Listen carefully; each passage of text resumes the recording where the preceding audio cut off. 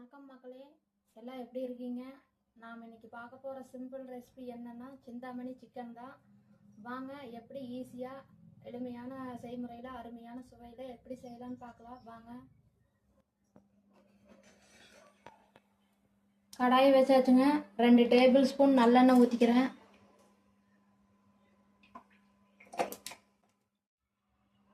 நாம் எந்த அளவு சிக்கன் எடுக்கிறோமோ அந்த அளவு சின்ன வெங்காயமும் சேர்த்திக்கலாங்க. அப்போ தான் சுவை நல்லா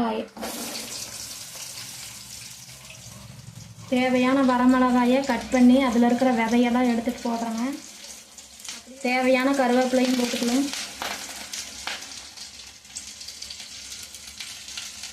இதை எண்ணெயில் நல்லா வதக்கலாங்க. இஞ்சி பூண்டு பேஸ்ட்,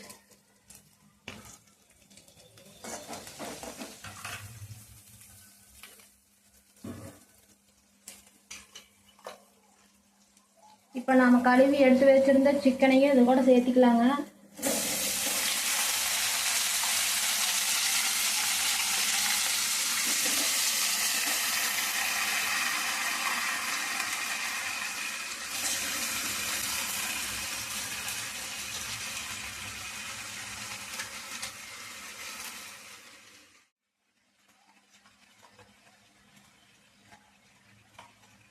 ஒரு 1/2 டீஸ்பூன் மஞ்சள் தூள், தேவையான அளவு உப்பு சேர்த்தி ஒரு மூடி போட்டு மூடிக்கலாங்க. நாட்டுக்கோழியாக இருந்தால் தண்ணி விடலாங்க. இது பிராய்லர் தான், அதனால் அப்படியே மூடி போட்டு ஒரு லோ ஃப்ளேமில் வச்சு ஒரு 15 மினிட்ஸ் வேக வச்சுக்கலாம்.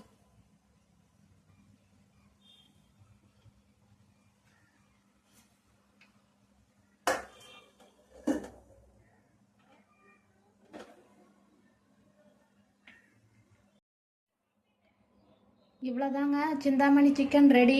நம்ம வீடியோ பிடிச்சிருந்தா எங்கள் சேனலுக்கு சப்ஸ்கிரைப் பண்ணுங்கள். நன்றி. வாங்க சாப்பிடலாம். லஞ்சுக்கு சாதம், சிந்தாமணி சிக்கன், ரசம் எல்லாம் ரெடி. வாங்க சாப்பிடலாம்.